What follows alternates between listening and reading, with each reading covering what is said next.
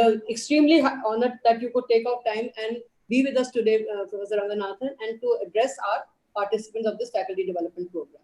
Welcome. Thank you. Thank you.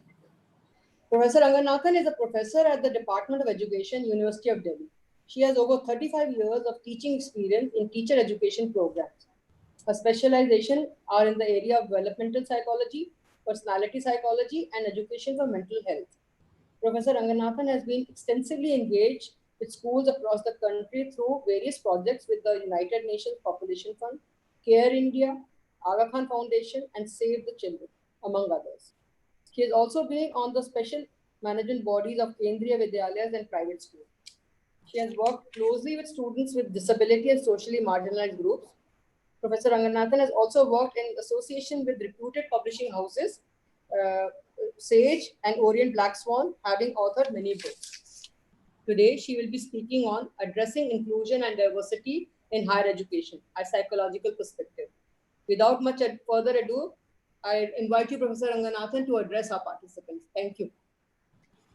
Thank you very much, Dr. Veena Kapoor, and I'm really happy to come to this faculty development program because I can see from the participants who are logging in that this itself is a platform where there is immense diversity. Yes. So, you know, in a sense, all of you will know what diversity means by the very fact if we do a deconstruction of everybody's names and their backgrounds, which I'm doing as you all are joining, I can see all regions of India represented here.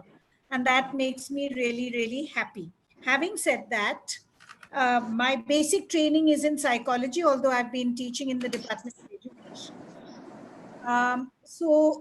Dr. Kapoor asked me to focus on the psychological perspectives because, you know, all of you know a lot about the policy perspectives on diversity and inclusion. After all, आप सब teachers हैं, आप अन्य universities में हैं, तो सब कोई ये जानकारी रखते हैं क्योंकि ये कुछ national imperatives भी हैं और हमें ये सारी चीजें लागू करनी पड़ती हैं in our respective universities. But what this means, what this looks like from the lens of students, that is what I want to reflect to you today. So मैं आपको एक छोटी सी psychological journey पे लेके जाऊंगी where I want you to become students. You know, we tend to become teacher types. I'm also a teacher. Veena is a teacher. All of you are teachers. जहाँ भी आप पढ़ाते हो.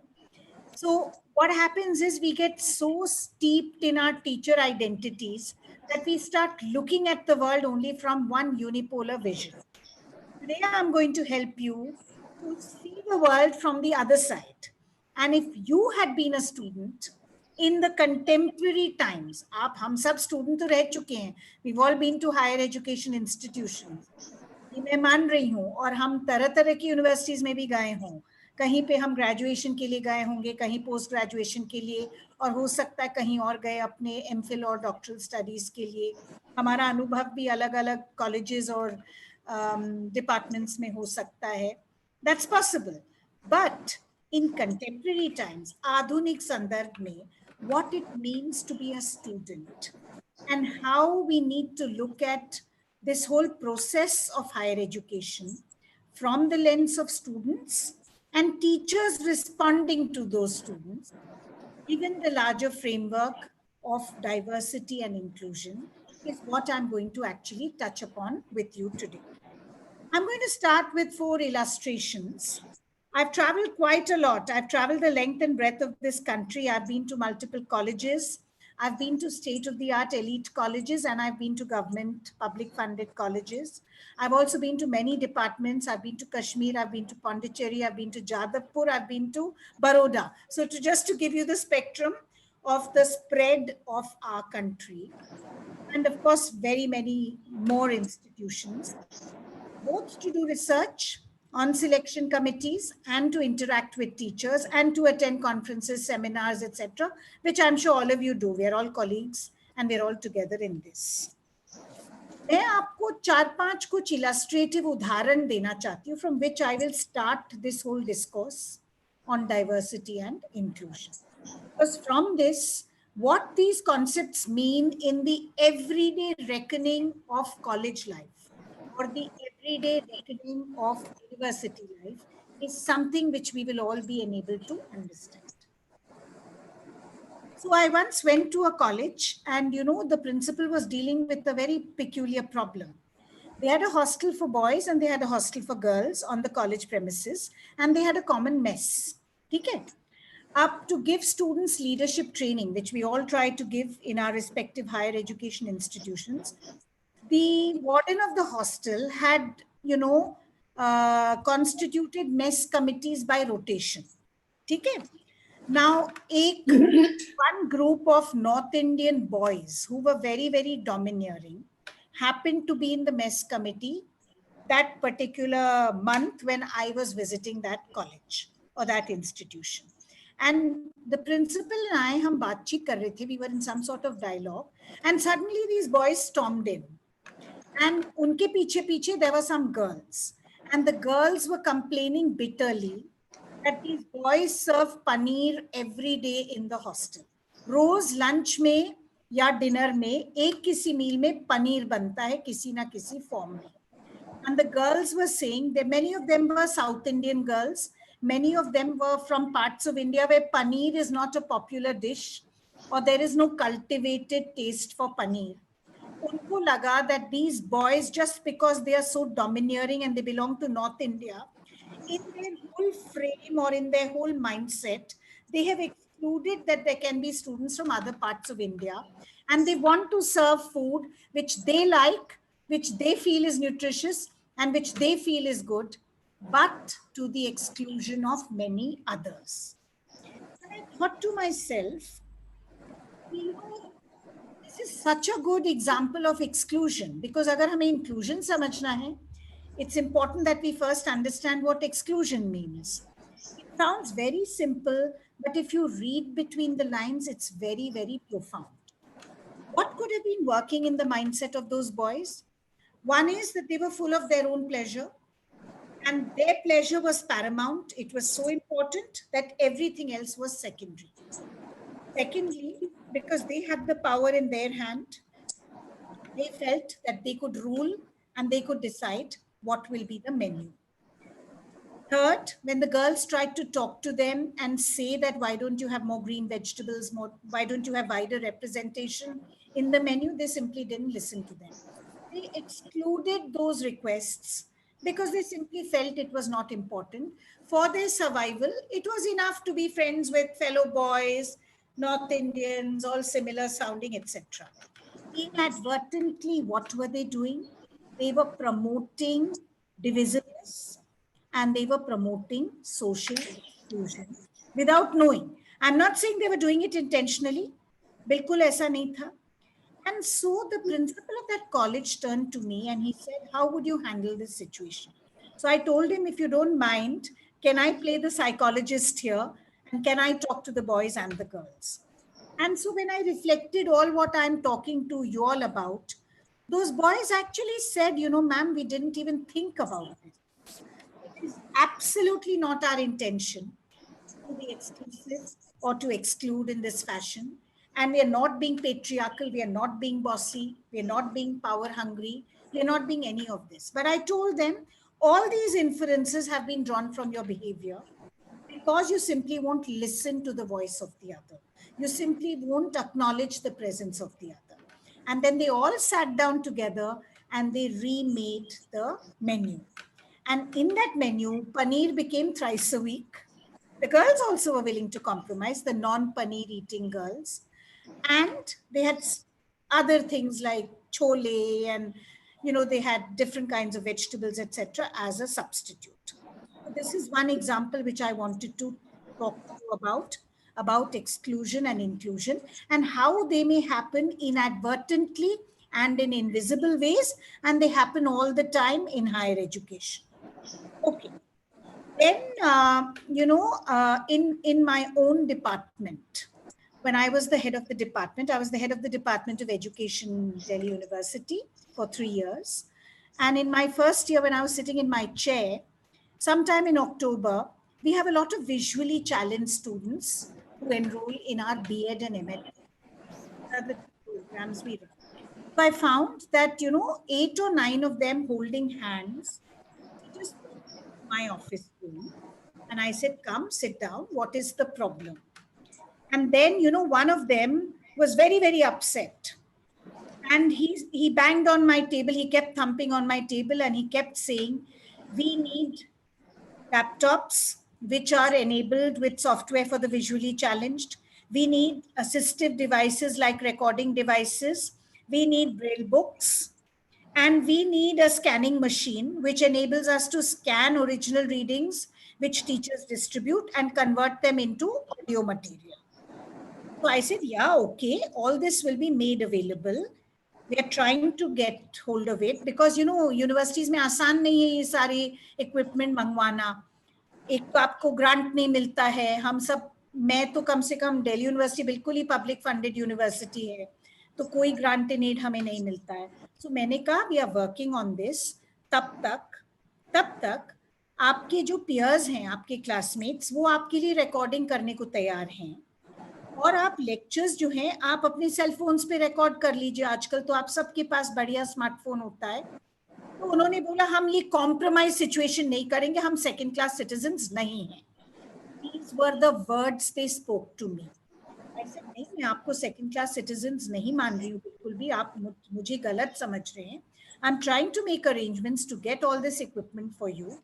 I'm going to appeal to the Equal Opportunity Cell, and we all know that in all our universities, there's always an Equal Opportunity Cell, and there is one representation of the EOC in every college as well. So I said, मैं कोशिश कर रही हूँ. तो they said, हाँ आप कोशिश करिए लेकिन हम चैरिटी पे नहीं जिएंगे. That was a very telling statement for me.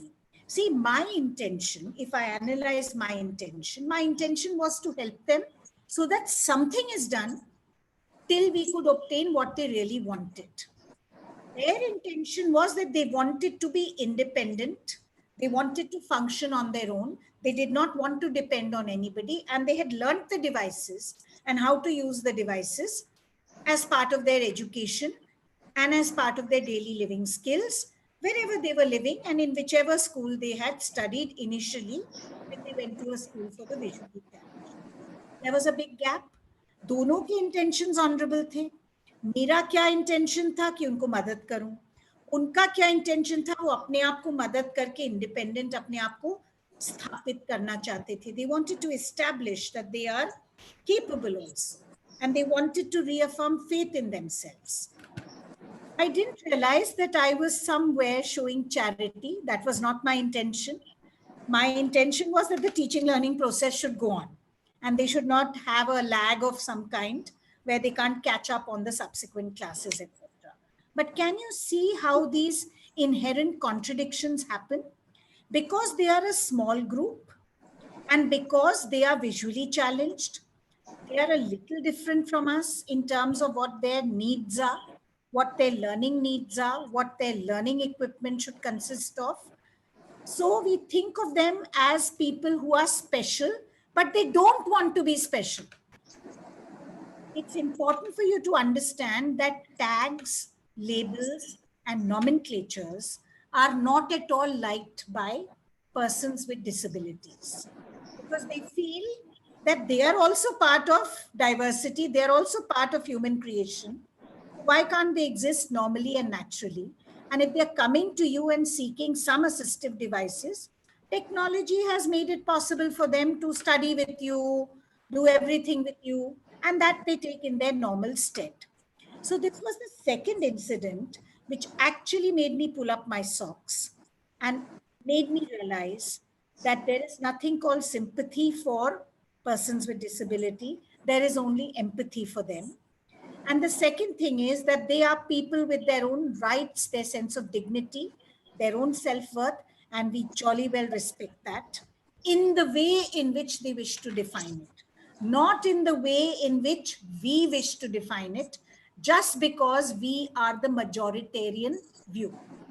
So this whole majority versus lesser people in number, able-bodied versus the disabled, became huge conflicts in my mind. And then I thought that all institutions in higher education, and particularly most of you are teachers of social sciences humanities and languages, where we have a lot of persons with disabilities studying with us, you may be facing these from time to time. और आपके इरादे जब भी नेक होते हैं, it's important for you to get into a self reflection कि वो नेक इरादे जो आप perceive कर रहे हैं as good intentions, as bona fide intentions, are they also being interpreted by the visually challenged, or for that matter, the physically challenged? Because these are the two challenged communities you find an abundance of in higher education. It's important for us to reflect and think. You know, when I was a student, and I'm sure when Dr. Kapoor was a student, we are kind of age mates. We never thought of these things. Also, there was no compulsory reservation. There was no rights-based approach in existence. Remember, all of that exists today. There is a rights-based perspective, and we understand disability models now from the perspective of a rights base. So it's important to recognize that they are people with their rights and they demand justice. Okay? So this is the second example I'm giving you. The third example is that I went to Lucknow, and I went to a college of teacher education in Lucknow, because, you know, teacher education is what we do. But it could have been any college. It need not have been a college of teacher education. And in that college, it was one of the good colleges of teacher education. Students had a choice to either study in English medium or in Hindi medium. क्योंकि UP है तो हिंदी माध्यम भी वहां पे allowed है, जैसे Delhi university में अलाउड है, कई यूनिवर्सिटीज में अलाउड है कि आप कोई भी माध्यम का चयन करें. Now, people in UP usually have a complex about English, and they somewhere feel in their mindset, and I belong to UP originally, so I'm saying this with a lot of courage of conviction.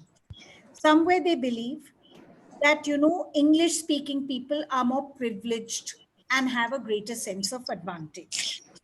And so even if they can't speak in English, but they can vaguely read and comprehend English, they tend to opt for an English medium section.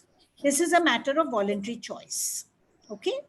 And when they opt for the English medium section, when education is transacted, the curriculum is transacted in English as a medium, they falter because they're not able to keep pace with it. They're not able to comprehend it, because essentially their premier or their frontier language is Hindi, and they know English, but Hindi is what they're more comfortable in. And, you know, Ina will testify this. In language learning, it's important that you comprehend and you have the ability to also express yourself in that language learning. Not just about comprehension. That's not enough. So most of them had opted for the English medium sections, and there was only a very small section of Hindi medium. Believe me, that college made no difference. There was no variation. All the teachers were bilingual. So there was a random distribution of teachers by their specialization as to who would teach in Hindi medium, who would teach in English medium. And कोई फर्क नहीं था, same curriculum था, same readings थे, हर तरह के प्रयास एकदम same थे. Now, those who had opted for the English medium section, private में आके कहते थे कि हमें बड़ी दिक्कत होती है, I actually want to change, but अगर हम चेंज करेंगे तो लोग क्या कहेंगे कि इंग्लिश मीडियम गया था और भाग के छोड़ के अब हिंदी मीडियम में आ रहा है. This whole labeling of Hindi medium type and English medium type, language becoming an identity. Okay, language becoming an identity, the language which you're comfortable with becoming an identity. And यही चीज all the states of India में महसूस की जाती है, because you have a vernacular medium which is allowed depending on whichever state university you're in, and English is always a steady option. It is in the central universities, barring Delhi University, where English is insisted upon as a medium of education. Delhi University, because I teach in Delhi University, I can tell you that we allow both the mediums. But the teaching is done essentially in English in many of the courses and programs of study. So the point which I'm trying to make to you is that language often becomes a source of diversity, language often becomes a source of psychological feelings.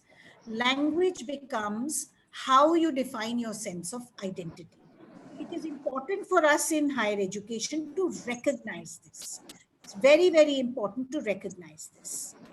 Medium of instruction is not just a mechanical process. It should be a mentored process where students make conscious choices of comfort levels, and teachers have to ensure that there is no holocaust of typology in their minds of branding people into English medium type and Hindi medium. आपको पता है कि जितने बढ़िया उपन्यास vernacular languages में लिखे गए हैं भारत में, और उनके इंग्लिश ट्रांसलेशंस जब हम लोग पढ़ते हैं, लोग कहते हैं हमसे कि आपको मजा ही नहीं आया होगा because you are twice removed from the original. Original writing जो वर्नैक्युलर की है वो इतनी रिच है. इंडियन राइटर्स इन इंग्लिश तो बहुत बाद का काल है ना. इंडो एंग्लियन स्कूल बहुत बाद में आया और अब तो बहुत सारे इंडियन राइटर्स इन इंग्लिश हो गए, बट ये तो बिल्कुल ही एक आधुनिक चीज है. So we must celebrate what is endemic to us. We must celebrate from where our trajectory has arisen. And in our this mental frame, it's important to see that we don't exclude people, or we don't brand people, or we don't label people on the basis of their choice of language as medium of instruction. It's a very, very profound thought. Please reflect on it. एक चौथा example मैं आपको देना चाहती हूँ. This is a very very interesting example. Psychology की एक class चल रही थी, अंडर ग्रेजुएट क्लास महाराष्ट्र में. I had gone to Pune and so I was just attending that class because we were doing a project on how psychology is taught. We wrote a book subsequently on that across undergraduate colleges, and जो topics चल रहे थे they were on human development. ठीक है. अब human development का जो discourse है सोशियोलॉजी में भी आता है, एंथ्रोपोलॉजी में भी आता है, होम साइंस में भी आता है, और ह्यूमन रिलेशन स्टडीज में भी आता है, तरह तरह के एजुकेशन में तो आता ही है. So it's kind of common to many domains. So the teacher was trying to explain the process of puberty, and she was trying to explain how puberty unfolds in girls and boys. ठीक है. तो जब वो girls की बात कर रही थी, पुणे में ये चल रहा था, जब वो गर्ल्स की बात कर रही थी तो वो साथ साथ में बताती जा रही थी. She was telling them the scientific bodily changes, she was describing the menstrual cycles which biologically girls experience. And then because it was a psychology class, she also wanted to talk about the impact that this has on the growing girl. So she came to the psychological feelings which go with menstruation. तो उन्होंने ये बोला कि देखो अब this is a turning point in a girl's life because now girls are told that they have grown up, and there is a regulation or there is a monitoring of their life subsequently by their parents. Even teachers etc at school expect them to behave more maturely, so that becomes a turning point. Secondly, in North India and in West India, there are a lot of myths and misconceptions and do's and don'ts which go along with puberty. So when you're menstruating, आप अचार नहीं छू सकते हैं. When you are menstruating, आप मंदिर नहीं जा सकते हैं. आप अपने मेल भाइयों को और फादर को और कजिन्स को कभी नहीं बताएंगे ये चीज. आप चुपचाप क्वाइटली इसको एंड्योर करते जाएंगे. This is taught to you, this is part of your socialization. ऐसा वो समझा रही थी उस क्लास को. तो एक लड़की खड़े होके, she was from तमिलनाडु, एक लड़की खड़े होके कहने लगी नहीं हमारे यहाँ तो ऐसे नहीं होता है ma'am. She contested it and she questioned it. She said हमारे यहाँ when you come of age आपको मंदिर ले जाते हैं, आपको डेकोरेट करते हैं, आपको झुमके पहनाते हैं, and everybody is invited to have a feast, and you're taken to God to thank God that you've come of age. आपने देखा there is a cultural difference. Sociologists and anthropologists talk about this all the time. When we teach from a unipolar myopic lens, because we have grown up in a particular tradition or we have read in a very limited way, we may actually be doing acts of exclusion. Whereas What we should be doing is, we should have, as that teacher, she should have talked about the cultural variations in coming of age and the different ways in which puberty gets acknowledged, celebrated in some places, and in some places girls get more marginalized. So this is a very, very illustrative example again, where our stereotypes, our prejudices, our preconceived notions, our attitudes can be discriminatory or they can be exclusivist without us knowing that it is so. अब मान लीजिए वो लड़की नहीं होती उस class में, so the students would have just slapped up what the teacher was saying, and you would have generated another cycle of people with the same notions which they would carry outside into the world, to their homes, to their classrooms if they became teachers subsequently. So that's how the cultural reproduction takes place of, certain beliefs and certain standards and certain expectations. Why did I tell you these 4 examples? These 4 examples I told you because I wanted you to understand that there are 2 very lofty ideas, diversity and inclusion. And the policy imperative tells us that higher education must address diversity, student diversity, teacher diversity, course diversity. So diversity fans out in different ways. And we must ensure that we are truly inclusive. So let us now try to deconstruct what diversity means and what inclusion means as a starting point. When we look at the concept of diversity, okay, immediately what comes to my mind is that we reject the assembly line production mode. Diversity is totally contradictory to uniformity.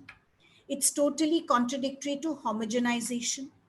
And when we were colonized, everything was moving towards uniformity and homogenization. We were standardizing, we were creating normative structures, normative principles, and school education and higher education were both dominated by those frameworks. So growing up was seen as a universal experience. College was seen as a universal experience. Curriculum was seen as a universal standard, without acknowledging that the culture and the context where something is happening, the site where something is happening or getting located, are very, very relevant components and contours. That is very, very important, okay? So how do we now look at this? A very close example which I'd like to take, slight tangential example, but it will bring to you what idea I'm trying to drive home, is the difference between a botanical garden and a biodiversity park. Just think about this. In a botanical garden, and all the old cities all over the world will always tell you in their what to do list, visit the botanical gardens, because they have a collection of all sorts of plants and trees and shrubs and all of a different kind, with classical traditions and hybrid traditions.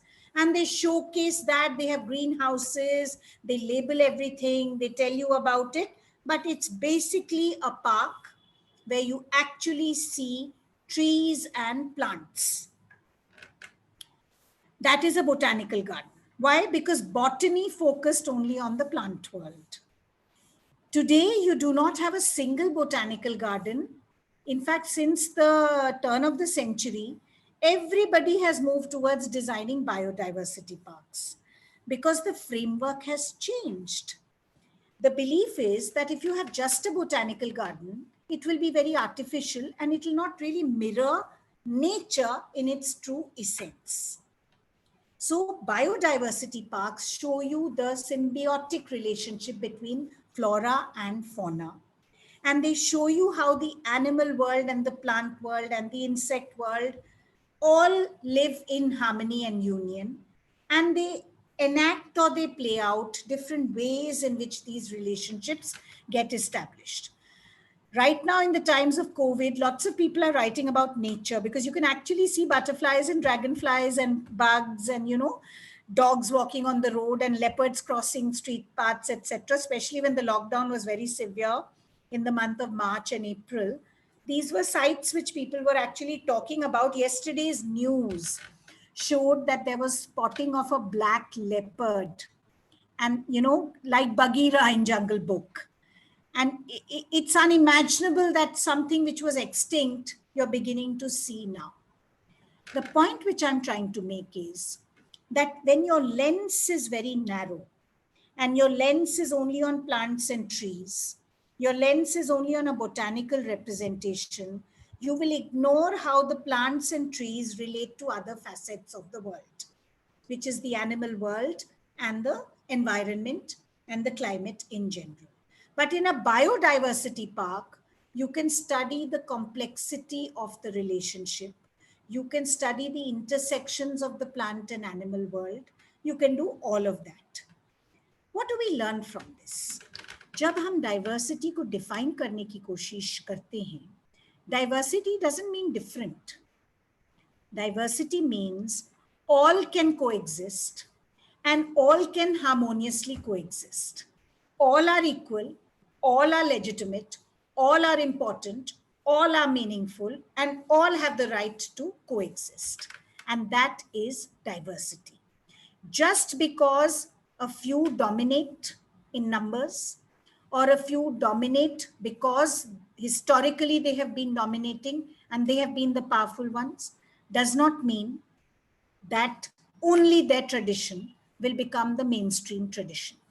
It's important to look at a lens beyond that. एक होता है myopia और एक होता है hypermetropia. In myopia, we have a very small view of the universe. In hypermetropia, we look at long-term vision. And we look at the tunnel out there and we try to see as far as we can see. So diversity is that kind of a concept.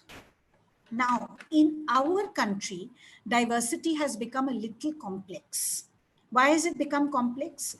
Because if you look at the policy imperatives for higher education, there are two ways in which diversity actually plays out. One is that we have a stratified society. तो हमारे यहाँ caste, class, region, religion, language, all these become a source of diversity. And we also have a system of reservations in place where people come and they at least access higher education. Okay, those who want to avail of reservation. I would like to make one clarification here. I'm not taking up a discussion on reservation. I'm mainly using reservation to tell you how in higher education, we try to get diverse groups to come into higher education and to access higher education and then to survive, exist, and take their degrees in higher education. So that is why I'm using this. The second thing is we have a reservation for persons with disability. All of you know that the Persons with Disability Act of 1995 and its subsequent modification has compelled all universities, all colleges, all higher education institutions to admit persons with disability, and we do admit them. So when we talk about diversity, we are looking at socio-cultural diversity. That is one spectrum. Okay, that is one spectrum. The second spectrum is we are looking at persons with disability.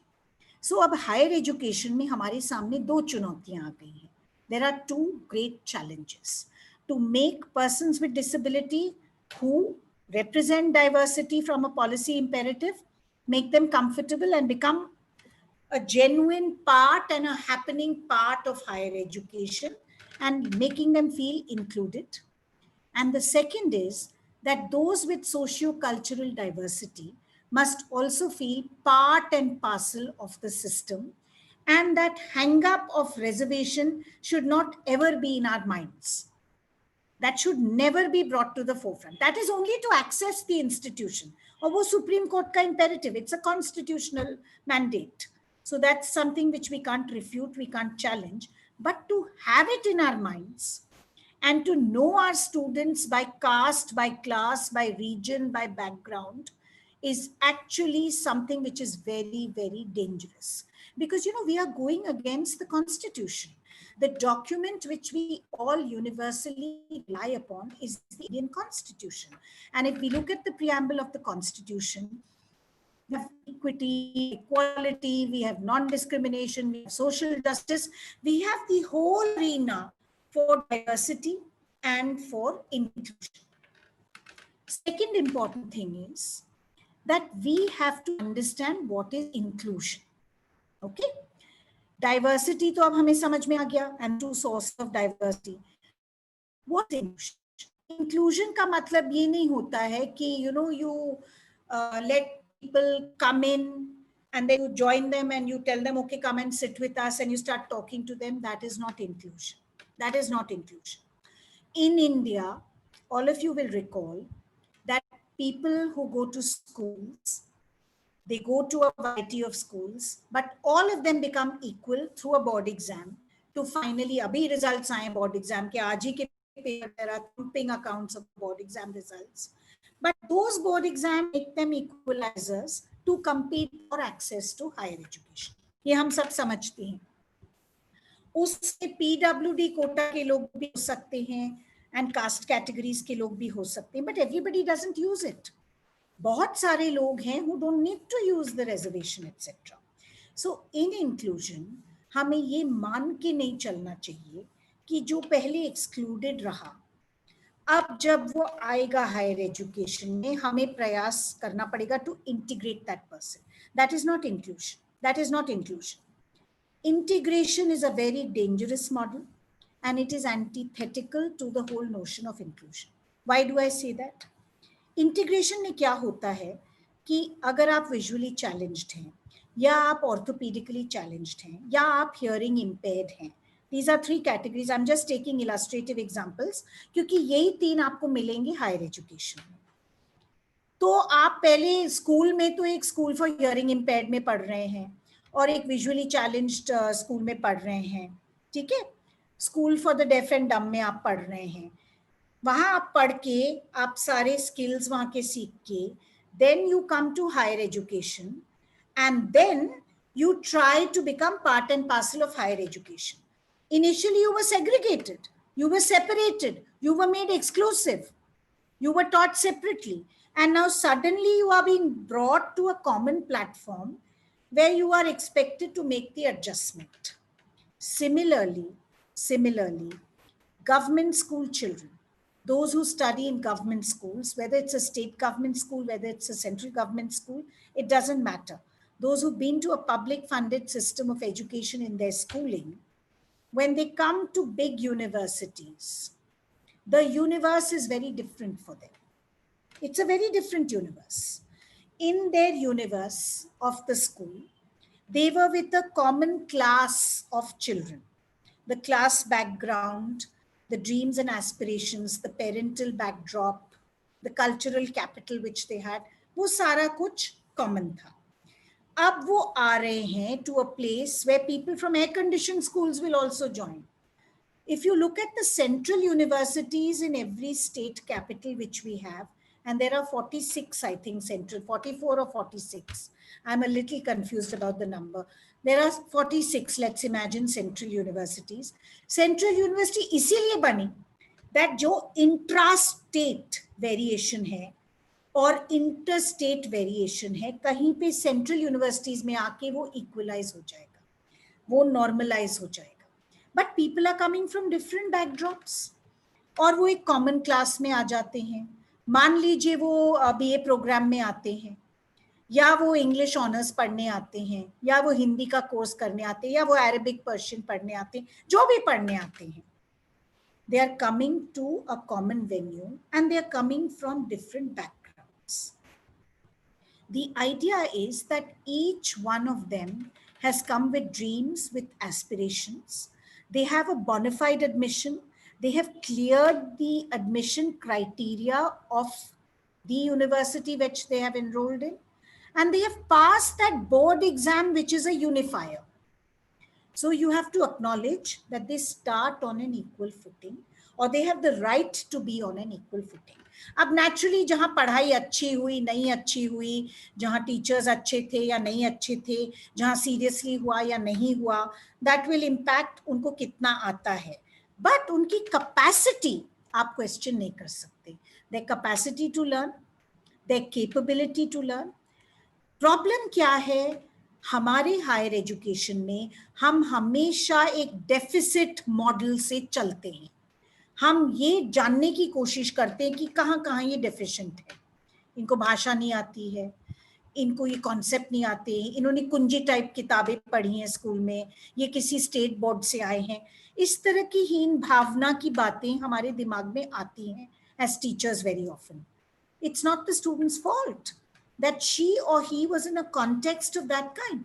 He or she has the desire to learn and has the capability to learn. So I'm asking you to shift from a deficit analysis model to a capability building model. What is this capability building model? Capability building model में हम ये मान के चल रहे हैं that everybody has self-worth and dignity and everybody has the propensity to learn. हमें ये जानना है how best they will learn and how best we can, use the knowledge construction process, use our classroom interaction, use our additional project work, etc., to highlight and to build up their talents and their endowments. So this is a very, very important component of inclusion. Inclusion means having a mindset which believes that every human being has self-worth, dignity, and capability. It's about tapping what that capability is, not by deficit analysis, but by setting goals and targets, and by trying to make small achievements and move ahead. आप देखेंगे कि जब आप deficit model use करते हैं, आपके पास already एक benchmark of standards होते हैं, और वो बेंचमार्क ऑफ स्टैंडर्ड्स कहाँ से आए? They don't come from the moon, they come from your normative experience as a teacher कि भाई हर साल इतना आना चाहिए लोगों को, इतना तो उनको जानना ही चाहिए. बहुत कुछ ऐसे बच्चे जानते हैं जो आपके वेल एंडाउड हाई क्लास बच्चे भी नहीं जानते हैं, and that adds considerably to the nature of knowledge. Those of you who are in the social sciences, you would admit that when the voice of the subaltern came to history, to political science, to sociology, even to education, our understanding of historical events, phenomena, our understanding of institutions and systems in our country, our understanding of different lived experiences that people have, they expanded manifold.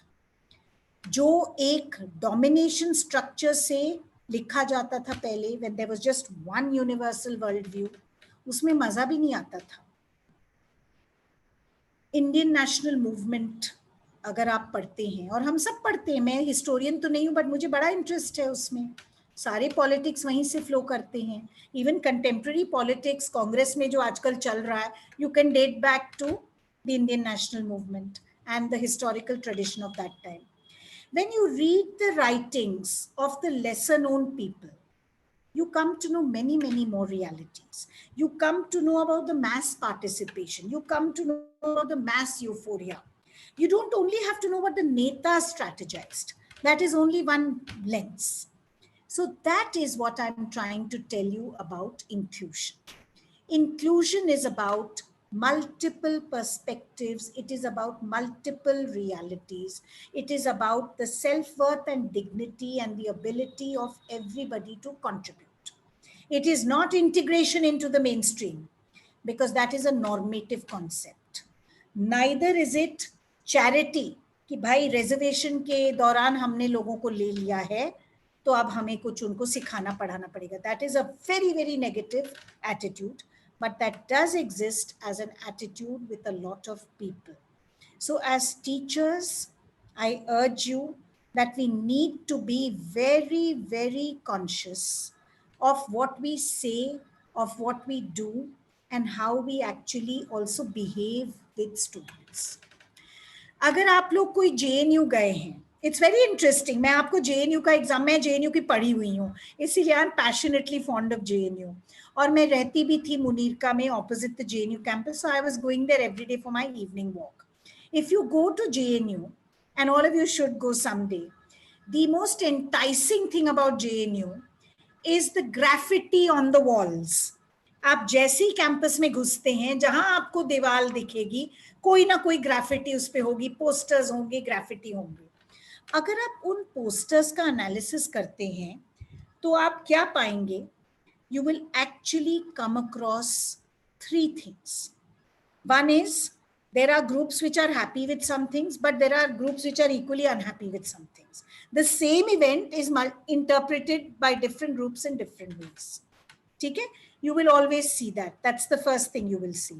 The second thing which you will see is that everything, all the graffiti which is there on the wall is linked with some historical trajectories and traditions. वो आपको ये बताते हैं कि ये भावना कहाँ से आई. और तीसरा, वो आपको एक सॉल्यूशंस का भी एहसास कराते हैं. You know, they give you a list of very good suggestions so that the higher authorities or people in power, teachers and others who are reading these things can actually take action. आपने देखा होगा when the CAA protests were going on, the JNU teachers and students stood equally together. You will never find this in any other university where the teachers and students stand equally because they feel around common issues and they do not have these barriers of I'm a teacher, I'm a student. So on some issues, we have to dissolve those barriers. That is also the spirit of inclusion. And that is extremely important. All that I have told you so far, all that I have told you so far is about your attitudinal preparation, your own self-reflection as a teacher to ensure that you celebrate diversity, you acknowledge it first, you celebrate it, you address it, and that in your attitude you are always inclusive and you are not sectarian, or you are not subliminally, unknowingly excluding somebody and making somebody feel unhappy. Please, the whole process of higher education has only one very lofty goal, that जितने बच्चे आके college में पढ़ते हैं, university system में पढ़ते हैं, everybody should exit with a sense of self and a sense of identity. And those 3 years or 5 years or 10 years, whatever they spend in pursuit of their education in higher education, that is very, very important. What happens with them, the experiences which they have, the opportunities which they get, the whole process. It's called a psychological moratorium. Moratorium का मतलब है that वो कहीं पे trial and error से, कहीं पे mistakes करके, कहीं पे पार्टिसिपेट करके अपने अनुभव ग्रहण कर रहे हैं, and they are trying to make meaning out of that and find some veracity about themselves, some real facts about themselves in this whole journey. So the role of us as teachers is to ensure that that sense of self and identity is facilitated and it is not impeded or marred or curtailed, or it does not break people. सबसे मजेदार दिन life के college के ही होते हैं. And आप और हम अभी भी जब नॉस्टैल्जिया करना चाहते हैं, या if we want to have good moments, we go back to our college friends, we go back to college memories, photographs निकाल के देखते हैं. That's a psychologist's view. क्यों? Because those were moments of glory, moments of happiness which we actually spent very well. 2-3 मैं आपको practical suggestions भी देना चाहती हूँ as a psychologist, which you can actually implement in your college. जो disabled students हैं, persons with disabilities, आप अपने कॉलेज में एक एनेबलिंग यूनिट सा शुरू कर सकते हैं. वो एनेबलिंग यूनिट क्या है? Basically it has to be in touch with the equal opportunity cell, and it has to ensure that all the devices are made available before the session begins. It has to also ensure that there are enough audiobooks, that there are braille converted books, that all the software exists, and that there is a space in your college where visually challenged students, orthopedically challenged students can come and sit in. And there must be some teachers who voluntarily take charge of that, and they can express what their want structures and their needs are. You're basically enabling their process of learning, enabling their process of existence. So that is not so difficult to do. You don't have to invest very much in anything. The same computers and scanners, etc. work. You only have to procure some software, and every college gets a budget for that because it's a policy mandate. The other thing which you can do, and that is very important, is that your classroom should be a fair, democratic space. Each of you has a classroom. Each of you has a set of students. You run a course, you run a program of study, you take excursions out, you do all kinds of things. That should be that inclusive, democratic space. And that is very much under your control. You can't say, "Meri college authorities aise bolte hain, karo." No, no, no. That doesn't happen in our classroom. Class ke to raja hum hain. How we run our class, how we build the ethos, how we build the learning environment, how we interact, how we stimulate, how we dialogue. Dialogue and debate are two very good methods to address diversity and uniformity. The third is we should make some ground principles very clear. हर भारत में इतने सारे states हैं, हर एक state की अपनी भाषा है, और जो लोग अंग्रेजी और हिंदी बोलते हैं वो भी अपने अपने लहजे से बोलते हैं. मैं क्योंकि लखनऊ की हूँ, मैं ऑटोमेटिकली उर्दू के शब्द आ जाते मेरे हिंदी बोलने में, ठीक है, क्योंकि भाई मेरा वो चाइल्डहुड का एंडाउमेंट है. बंगालीज जब हिंदी बोलते हैं वो जेंडर मिक्स करते हैं, तमिलियंस भी मिक्स करते. मेरे हस्बैंड तमिलियन है, he mixes up the gender, but उसका कोई मजाक बनाने की बात ही नहीं है. Let us accept this as diversity. Main चीज है कि वो अपनी बात रख रहे हैं, कम्युनिकेट कर रहे हैं. देर इज वो जो एक नोशन था ना कि प्रोनाउंसिएशन इज इंपॉर्टेंट, एक ही तरह से हम सब बोलें, वो तो अंग्रेजों के साथ चला गया. Now we allow for regional variation even in language expression. All that is permissible. So let us make these principles very clear so that nobody in our class is conscious कि भाई मैं उड़िया हूँ, सब हंसेंगे. अगर मैं श को स बोलती हूँ और स को श, और बिहार में अक्सर लोग ऐसे बोलते हैं, यूपी में भी लोग बोलते हैं, तो ये मेरी गलती तो नहीं है ना, मेरी गलती नहीं है. अगर मैंने शेरशाह सूरी बोल दिया इंस्टेड ऑफ शेरशाह सूरी, कोई ये हंसने की बात तो नहीं है. It is really not a laughing matter because I was taught like that. My family endowment was like that. तो मैं ये सब बोल रही हूँ, isn't it? So this is something which is very important कि attitudinally आप सबको कैसे साथ में लेके चलेंगे, make them feel included, even though they are from a diverse spectrum. और उनको कहिए अपने वहाँ इलाके की उदाहरण दें आपको. Now we are all co-constructors of knowledge. वो direct lecture approach तो खत्म ही हो गया.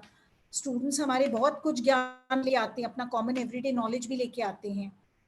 And when they bring their experiences and we have what we have to teach, we try to marry the two, we amalgamate the two, and then we construct what we call the common meta narrative. So that is very, very important for us to do.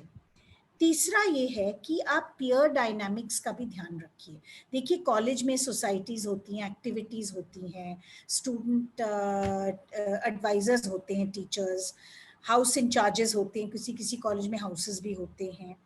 So these forums can also be used to ensure that there is participation, representation, equalization, there's no marginalization of anybody. That is very, very important for us to understand. Let us never think that the diverse are marginalized. अगर आप एक गांव में जाएंगे, वो सोचेंगे ये कोई अजीब शहरी आ गया है यहाँ पे, वहां पे you will be the one who feels marginalized because you will be the oddball over there. So these are all very, very subjective constructions. ये बेचारा वाला जो attitude होता है, that's not an attitude which should come into our teaching or into the classroom dynamics or into the ethos building of our college. And you know, I'm not boasting. But JNU, where I went to, I had studied in Bombay University before that. I did my master's in psychology there. And when I came to JNU, I realized how diverse the universe is just by seeing the people in my classroom. And I learned the lessons of my life there. And I learned how to respect everybody.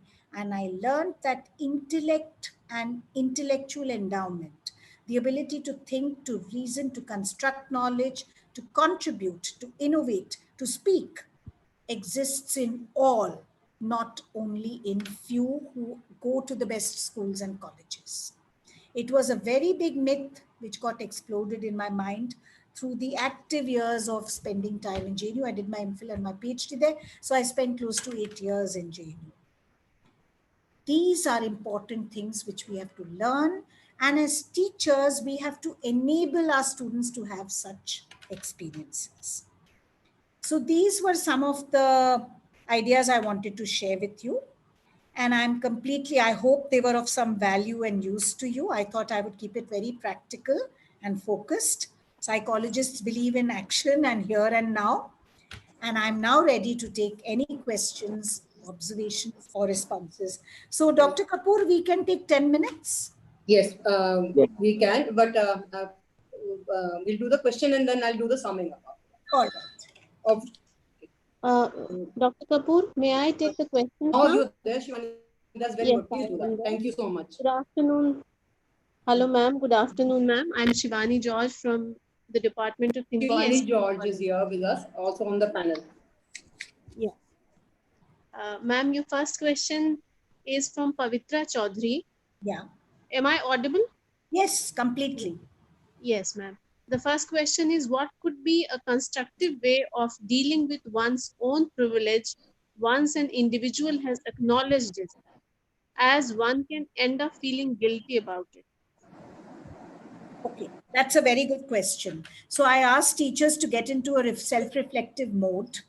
And if you see yourself as privileged and you establish yourself as privileged, there is no need to feel guilty about it. You have to share your privileging, and you have to ensure that the privileging which you had can be used in different ways to privilege others. We have no control over what I would say are ascribed identity. We are born into a family, that is ascribed identity. But the identity which we construct, in that we can make very, very meaningful contributions. That is important. Okay, ma'am. The second question, the sender has not mentioned his or her name. The question is, my question is how social integration can be brought practically in higher education with inclusive education. Give one practical suggestion. I don't see social integration and inclusive education as antithetical to each other. Inclusion means social inclusion. We are not talking about inclusive education alone now. The target of all inclusion is social inclusion, which means inclusion in society. Okay. So when we join a college, for example, we are not known as Namita Rangnathan Brahman, Veena Kapoor Rajput. We are not known like that. We are known as Veena Kapoor, we are known as Namita Rangnathan, right? And we interact in a class in a manner of being classmates and doing things collectively. So the way you treat your class, your learning groups, your tutorial groups can ensure that you give full social justice, full equality, and you give the same kind of engagement to all the learners. And you don't encourage them to locate themselves in their family backgrounds or in their caste backgrounds and communities. And automatically you would trigger off a process of inclusion, and you would be acknowledging diversity within that process. Okay, ma'am. Thank you. The other question is from Abhirupa Bhattacharji. The question is, how do we engage students who otherwise are intelligent but lack concentration and interest in class curriculum? Okay. So those who are disinterested in class curriculum and they, don't pay attention, they're not doing well, it does not mean that they are dumb. Your outreach has to be at an individual level to them. You have to become a psychologist and try to diagnose what is going wrong. Is their foundation weak? Are they having a learning lag? Are they disinterested? Are they demotivated? You have to actually do a little case study on them by talking to them. That's what I said, dialogue and discussion with them. And not in front of everybody. You pull them out quietly, ask them to meet you, sit in some invisible corner and talk to them, and you will bring them back to the track. There is no difficulty. Thank you, ma'am. Another Name. question is from Shruti Rai. She is asking, suggest some good books to understand diversity and inclusiveness. So diversity and inclusion, see, all of you belong to a very, very big community of subjects, right? Some of you are from political science, some from history. So these things have been written about in very, very different ways.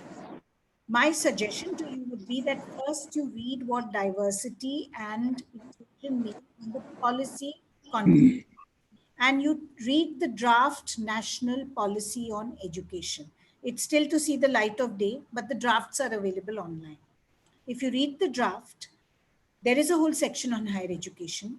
Please read that. And the other thing which I would like you to read is the National Knowledge Commission report. It's a little dated now, but it actually explains very beautifully what diversity and inclusion is.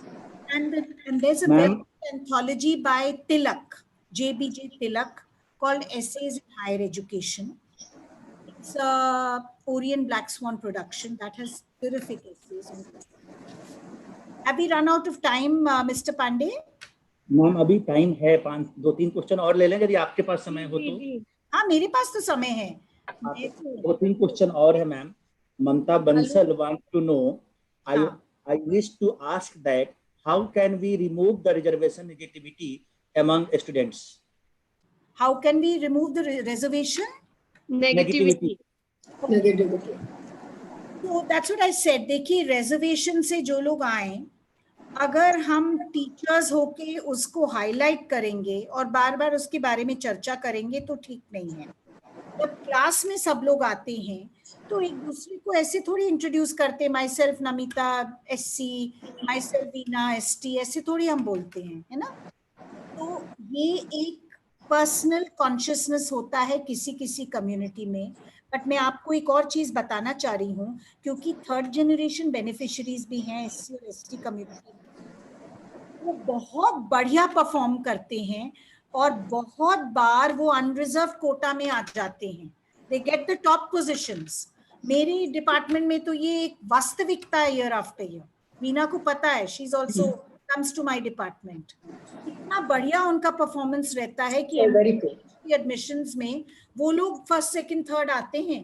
They get the top ranks. तो ये अपने आप होता है. It is a sensitive and conscientious teacher who will ensure that this happens. Another question from Jaya Singh side. Ma'am, some students are too naughty and it becomes difficult to handle them and they disturb class. What should be the strategy to handle them and run class smoothly? Sorry, may I interrupt? There is another question just related to this. I'll ask that question. How to deal with rude, arrogant students in the class? No, that is. Pandeyji. Okay. So if students are ill-behaved, they're rude and arrogant, or they are disruptive, they disturb the class, it can't be the whole group. It will be a select few. As I told you, in a moratorium search for identity, the gunda or the infamous identity also, some people try to explore. ये part of the process है. लेकिन आप क्या कर सकते हैं, that you can call them out separately. और आप एक friendly way में, non-accusative way में उनसे बातचीत करें. उनसे कहिए, तुम क्लास में अगर आ रहे हो, तो I expect this from you. And you give them some leadership roles and ask them to do the main discussions in the class. उनके को जब मॉनिटर हम बनाते हैं, वो ठीक हो जाता है.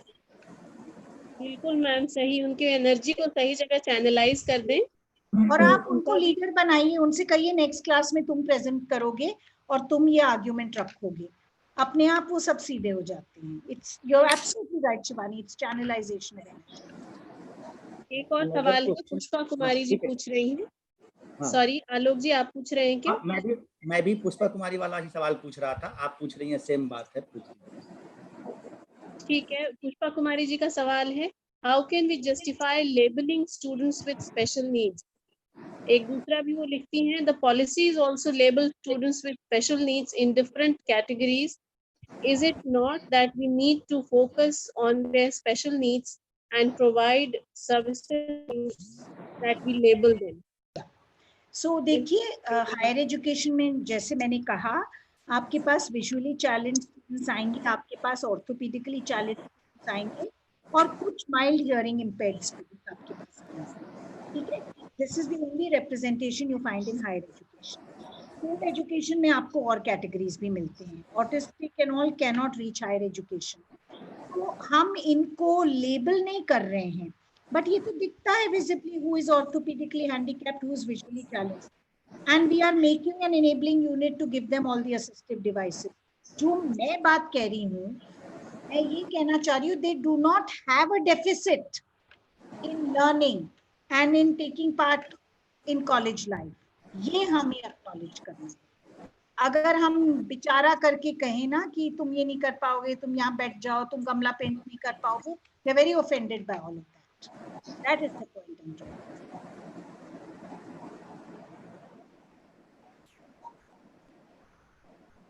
मैम एक क्वेश्चन है, नाम नहीं लिखा है उन्होंने, कुछ विद्यार्थी कक्षाओं में नहीं आते, हाँ. हमेशा बहाने बनाते रहते हैं, हमें क्या करना चाहिए? अब ये जो विद्यार्थी क्लास में नहीं आते, बहाने बनाते हैं, ये तो देखिए हम और आपने भी शायद किया था जब हम कॉलेज में आए, तो है ना. ये तो किशोर अवस्था, और एक जो हमें फ्रीडम मिलती है स्कूल के बाद, उसका एक एहसास होता है. लेकिन अगर लगातार नहीं आ रहे हैं, तो फिर तो हमें बुला के बातचीत ही करनी पड़ेगी. मैं बता रही हूँ, एडल्ट बच्चों के साथ डायलॉग से बढ़ के कोई, आप उनको डांटेंगे, धमकाएंगे, प्रिंसिपल पे रिपोर्ट करेंगे, तो कोई सोल्यूशन नहीं. आप उनको बुलाएंगे, कहेंगे मैं समझता हूँ आपकी स्थिति, लेकिन आप क्यों नहीं आ रहे हैं, आप बताइए, तो वो अपने आप आपको बताएंगे. आप उनको दोस्त बनाइए, विन ओवर देयर कॉन्फिडेंस, अपने आप आने लगे. और आप इंटरेस्टिंग पढ़ाइए ना, तब तो आएंगे. हम आधे टाइम टीचर्स इतना बोरिंग पढ़ाते हैं, इतनी डल चीजें पढ़ाते हैं, कुछ नवीनता नहीं होती है, तो अपने आप स्टूडेंट कहते हैं very ma'am, also exuding energy, no, that's important. एक सवाल पूछ लूं आलोक जी? अरे एक क्या, दो पूछिए मैम. अनुराधा शंकर जी का सवाल है, ma'am, students are aware of their diversity and this is reflected in their behaviour with each other, how to address this? So if they are showing some negative issues vis-a-vis each other, then you have to talk to them about it. एक और चीज मैं कहना चाहूंगी, मैं भूल गई कहना, आई गॉट कैरिड अवे. जब जैसे कॉलेज का एनुअल डे वगैरह होता है, आप देखेंगे जो डोमिनेंट डांस कल्चर होता है ना उस एरिया का, वो जरूर दिखाएंगे. जैसे गिद्दा जो है वो हर जगह दिखाते हैं. The lesser known dances and all are not shown. So it's up to us to bring things into the forefront also. A sensitive teacher will draw attention to the lesser known phenomena. That is actually called the voice of the subaltern, है ना, जो हम लेके आते हैं forefront. एक question है ma'am Yogita Patil ji का, चूंकि उन्होंने नीचे लिखा कि आप हमारा क्वेश्चन जरूर लीजिए. In rural areas, the students are very shy to speak in a standard language. They are comfortable in their dialect. How to deal with the students? Yeah. मैंने भाषा का कहा ना कि वर्नाक्युलर भाषा में, अब यहाँ भाषा और डायलेक्ट की बात भी आ गई. भाई अगर हम हिंदी, मैं क्योंकि हिंदी से कंफर्टेबल हूँ, इसलिए मैं उदाहरण हिंदी का दे रही हूँ.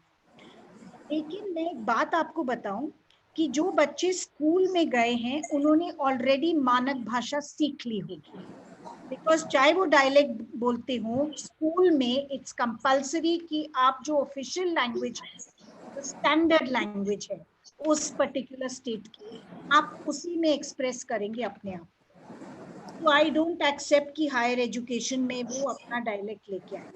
अपना एक्सेंट उनका डिफरेंट हो सकता है, और मैंने ऑलरेडी आपसे बात करी है अबाउट द एक्सेंट एटसेट्रा कि रीजनल वेरिएशन हो सकता है, and we don't give. But schools actually ensure that people with diverse dialects come to the standard uniform. Ma'am question तो बहुत सारे हैं, अंतिम क्वेश्चन हम ले रहे हैं क्योंकि समय की एक सीमा है। एक आलोक जी, अगर हाँ। अनुमति हो, समय हो, एक बहुत सुंदर सवाल है, गौतम जी पूछ रहे हैं, पूछ लूं? जी हाँ हाँ मैम पूछिए। How does the teacher address the issue of superiority complex and inferiority complex among the students? Okay. So this superiority and inferiority complex are now, they are jaded terms. They're absolutely jaded terms in today's society because we have enough illustrations of people who have come from the country origins, from state origins, who have become very important leaders. Okay? If you look at how our politics unfold also, we have so many leaders now who are not posh or who are not well endowed backgrounds, but they are terrific leaders. Student leaders में भी आपको ये दिखेंगे और हर state में भी आपको ये लीडर्स दिखेंगे। ये जो मिथ है ना, ये तो सिर्फ पोस्ट कॉलोनियल मिथ है कि जो इंग्लिश मीडियम स्कूल में पढ़ा, कॉन्वेंट में पढ़ा, आईएएस का बच्चा है तो वो in any case well endowed है। अब आजकल all that doesn't matter, just doesn't matter because today everybody is on a level playing ground. That's what I said, आप deficit model ना देखिए, don't see the deficit. आप देखिए कि कहाँ पे आपको जो अमर्त्य सेन का कैपेबिलिटी वाला मॉडल है उसको आप देखिए ना, that where we should move and where we should. Last question ma'am, V Muthyam Reddy suggest some social inclusion methods to follow in classroom situations. Yeah. So in classroom situations, one is where you do group work, etc. You get presentations made, you organize events, etc. You have to ensure that the psychosocial dynamics of the class are such that everybody comes together. You have to also ensure that there are enough examples and illustrations in your classroom dialogue and discussion which come from far-flung areas so that those voices also get represented. And when you're actually teaching the final common meta narrative, which you have to teach concept को हमें बताना पड़ता है finally, सारा कुछ ग्रहण करके, it is important to acknowledge that there are multiple truths and that the nature of knowledge is not finite, it is infinite. If we go with choosers, we say that the nature of knowledge is finite or crazy, social sciences हम कह ही नहीं सकते। जब आप multiple truths को acknowledge करेंगे, multiple approaches को acknowledge करेंगे, everybody will start feeling included. That's what I'm saying. You have to do this very sensitively. It has to be built into the classroom culture, the classroom ethos. That is how it has to be. Thank you ma'am. Veena ma'am. Thank you, Professor Rangnathan, for explaining the psychological underpinnings of diversity and inclusion in higher education. Through real-life examples, you brought out the inherent contradiction and in the educational context and in classroom processes. Your perspective has brought greater clarity to the role a teacher should embrace when she's in a classroom and outside it, and how she can create a more inclusive teaching learning ethos. Attitudinal change has been highlighted by you, that it is very essential for a teacher, and with attitudinal change, a teacher can facilitate the growth and facilitate the self-identity, self-worth in a student. Thank you, ma'am, for this explanation, and thank you so much for answering all the queries of our participants. Thank you. Thank you, Veena. Thank you, Alok. Thank you, Shivani. I enjoyed immensely. Thank you, ma'am. Thank you. All right. Thank you It so was much. Very enriching. Thank you. Thank Thank you ma'am. you. So I'm leaving the meeting now. Thank you very much. Okay, bye-bye. Bye. Thank you. Bye. I'd like to thank all the participants and the organizers, the panelists being here for the final session on day 2 of the faculty development program. I think you must have found it enriching and very useful, and it'll help you in your teaching process in the college. Thank you and bye bye. See you tomorrow. Yes ma'am. Okay ma'am. Okay. Shivani ma'am meeting and करें?